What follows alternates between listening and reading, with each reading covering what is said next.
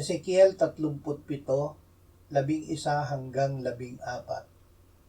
Sinabi ng Panginoon sa akin, Anak ng tao, ang mga butong ito ay ang buong sambahayan ni Israel.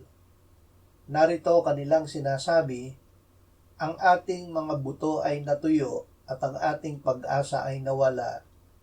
Tayo'y lubos na nahiwalay. Kaya't magsalita ka ng propesiya at sabihin mo sa kanila, ganito ang sabi ng Panginoong Diyos.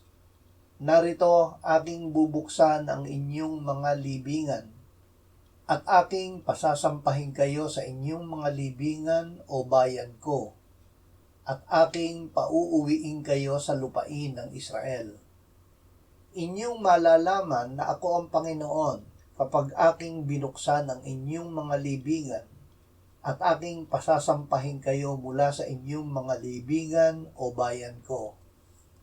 At aking ilalagay ang aking espiritu sa inyo, at kayo'y mabubuhay, at aking ilalagay kayo sa inyong sariling lupain, at inyong malalaman na akong Panginoon ang nagsalita at nagsagawa, sabi ng Panginoon. Ang espiritu ng buhay. Inilarawan ng Diyos ang makasalanang Israel ng mga tuyong buto. Iniutos niya kay Ezekiel na magpahayag ng propesiya sa kanila at sila ay nagkaroon ng litid at laman. Muli ay nagpahayag si Ezekiel ng propesiya at ang Espiritu ng Diyos ay pumasok sa kanila. Sila ay nabuhay at tumayo na napakalaking hukbo. Tayong lahat ay naging mga patay sa kasalanan. Ngunit dahil sa biyaya ng Diyos na tinanggap natin nang manalig tayo kay Kristo, tayo ay binuhay ng Diyos kasama ni Kristo.